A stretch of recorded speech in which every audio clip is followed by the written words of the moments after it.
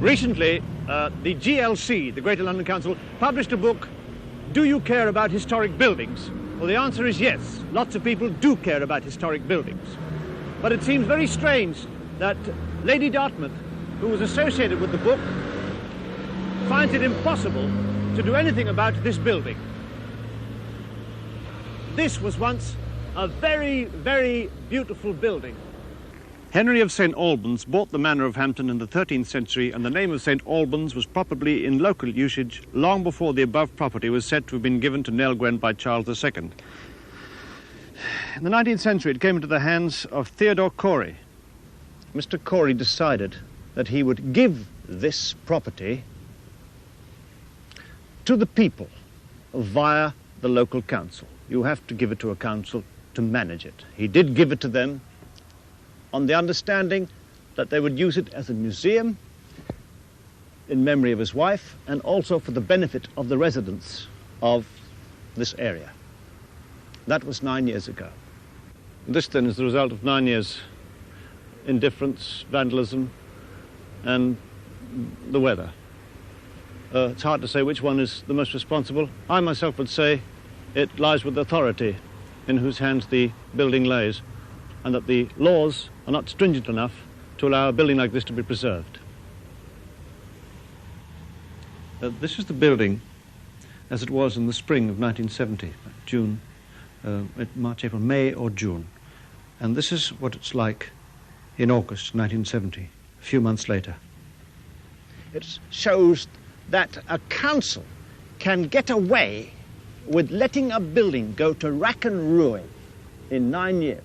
If this building had been preserved, or if they realized that they could not preserve it, it could have been sold in its original condition when it was immaculate for anything up to £100,000, which could have gone into the ratepayers' coffers. But no, here we have an age which is in conservation year, when we actually have a local council who have nothing really to say in defense of what they're doing, and yet they are in a position not to be answerable to anybody for this building falling into ruin.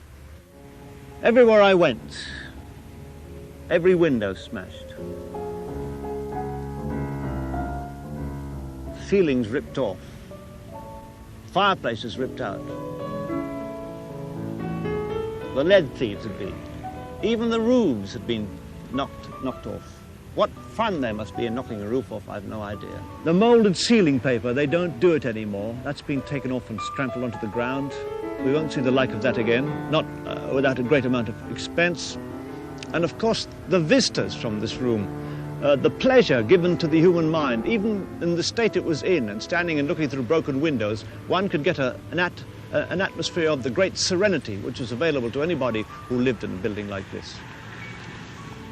As I wandered through these rooms one at a time, you get the feeling of the ghosts that still exist in a building like this. People had lived here, loved here, argued, fought, brought up children, spent Christmas by fires, opened Easter presents, shaved themselves on cold mornings. A whole world of human personality still remains in the building. And you only get this sort of feeling with buildings which have been kept in constant use over a long period. And this building, when I first went to it, I realized straight away, whereas the central one was Georgian, early Victorian, there were outbuildings which were of much older ilk. I even found a piece of old lead piping dated 1765. And the stark tragedy of a building like this becoming empty in itself is bad enough, becoming disused even worse, and then remorselessly let go to ruin. It's like watching somebody die before their time. And only, I think, the 20th century indifference to buildings could have allowed this thing to have happened.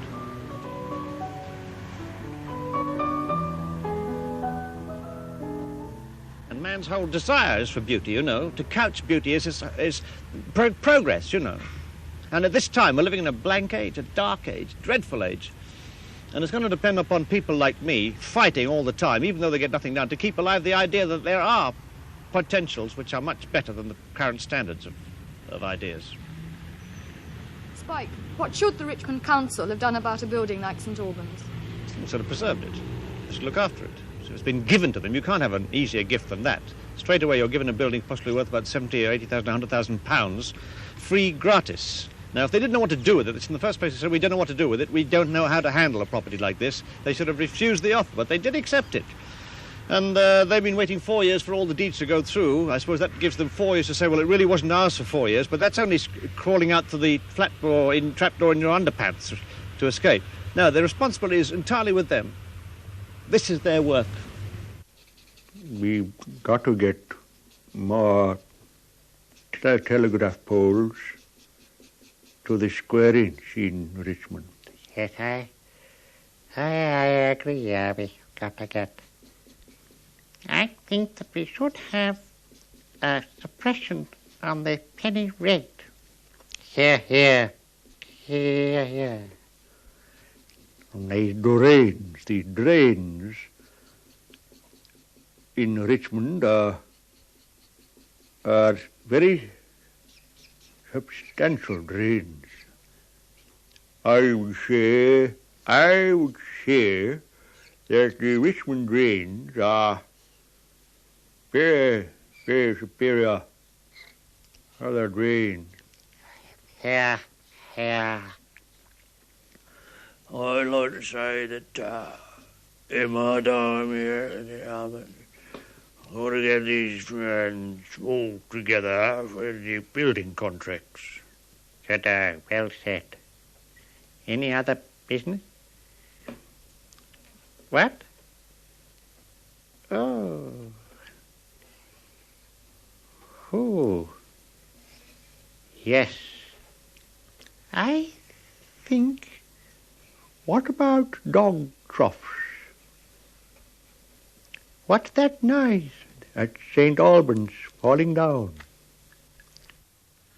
12 hairy councillors sat 9 years round a table and practised local government, all solid, firm and able, and let St. Albans fall apart, brick by beam by gable. And if this is conservation here, they've never heard of it, I fear. Santa Claus, glory, mother, papa. It's getting hot in here, but I've got to do something about the hair bird.